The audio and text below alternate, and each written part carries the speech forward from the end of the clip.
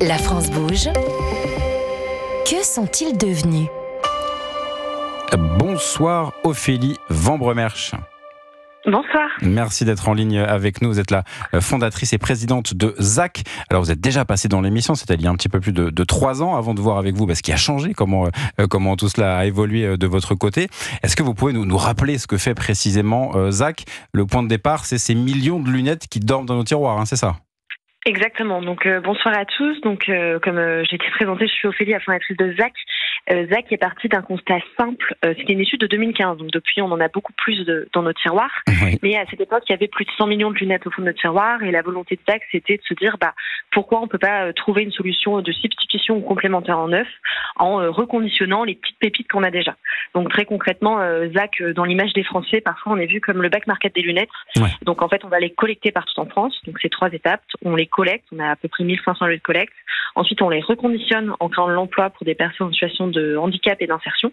Et ensuite, on les remet sur le travail, une fois qu'ils sont comme neufs sur le travail. On les remet sur le marché, du coup, à moindre coût, pour du coup proposer une solution complémentaire qui est reconditionnée en circuit court et qui est à tout petit prix.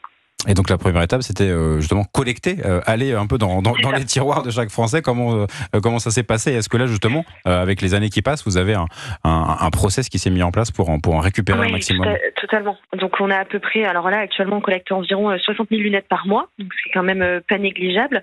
Donc on a mis des box de collecte partout en France, que ce soit chez des opticiens, dans des écoles, des pharmacies, des supermarchés, des lieux de travail. L'idée, c'est vraiment de se dire, les lunettes, c'est un acte du quotidien pour s'engager qui est assez simple. Tout le monde porte des lunettes de vue au soleil, tout le monde en a dans ses tiroirs et du coup l'idée c'est de leur donner une seconde vie facilement. Donc la première étape c'était vraiment d'installer des boîtes de collecte dans beaucoup de lieux du quotidien et on continue de grandir et d'installer de plus en plus de boîtes de collecte pour collecter de plus en plus de lunettes. Et le reconditionnement, j'imagine que ça a évolué aussi, vous avez appris forcément au fil des années. Est-ce qu'il y en a certaines qu'on peut pas reconditionner, c'est pas forcément pertinent. J'imagine que vous avez appris aussi à faire le diagnostic rapidement. Totalement. Donc en général, on passe 24 minutes pour reconditionner une monture de lunettes. Donc on est vraiment sur un vrai travail artisanal. L'idée, c'est vraiment qu'on arrive sur du parfait état. Donc vraiment se dire, la lunette, elle a quasiment aucun défaut non visible à l'œil nu. Très concrètement, on garde 30% des lunettes qu'on collecte parce qu'il y a certaines matières qu'on peut pas faire durer dans le temps. Certains plastiques qui sont trop flex ou alors qu'on pourrait pas regarantir 2 ans. Donc il y a vraiment le côté matière. Ensuite, on vérifie que c'est pas de la contrefaçon. Il y a aussi le côté certaines lunettes en fait coûtent moins cher en neuf que si elles étaient reconditionnées. Donc en fait on reconditionne des produits qui avaient une valeur unitaire en neuf à un minimum de 100 €. Donc en fait petit à petit on arrive sur 30% de montures qu'on peut garder. Et il y a aussi l'état parce que des personnes mordillent leurs lunettes ou alors elles sont abîmées, trop cassées ou tout simplement le plastique ou le métal est trop abîmé et du coup on va pas le garder. Donc ce qui fait qu'on va garder 30% des lunettes et donc on a bien évolué aussi sur nos process, nos façons de reconditionner. On a 8 pôles de travail avec du polissage, nettoyage, etc.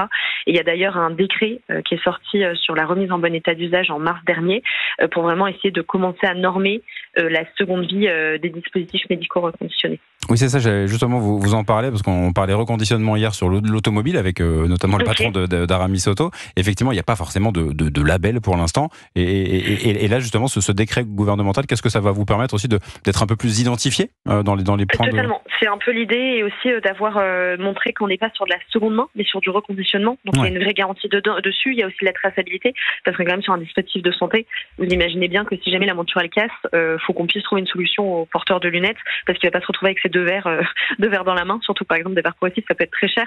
Donc il faut vraiment pour moi que ce soit accompagné sans que ce soit trop contraignant non plus, mais vraiment que le consommateur final puisse se trouver avec une solution si jamais il a un problème. Donc oui, c'est vraiment l'idée de se dire comment on peut normer parce qu'on est sur un nouveau marché et il faut trouver les bons axes pour trouver les bonnes solutions de seconde vie. Très clair. Je me tourne à nouveau vers Christelle Baranger pour Essilor Luxottica. Cet aspect de reconditionner, de durabilité, forcément pour un grand groupe comme le vôtre, c'est évidemment un enjeu crucial. Oui, c'est un enjeu crucial. Ça fait partie de notre démarche complète en RSE. Et c'est à plusieurs niveaux. La première chose, c'est au niveau du design. On essaye de beaucoup plus produire, enfin de passer à du matériau biosourcé. Oui, et réduire, le choix des matériaux. Le choix des matériaux, c'est la première chose. Et la façon dont on design, c'est la seconde. En fait, ça participe la création de la lunette. Ensuite, il y a le sujet de la réutilisation de la lunette. On a mis en place des programmes dans nos magasins, dans un certain nombre de magasins, notamment Ray-Ban, la possibilité de se faire réparer ses lunettes.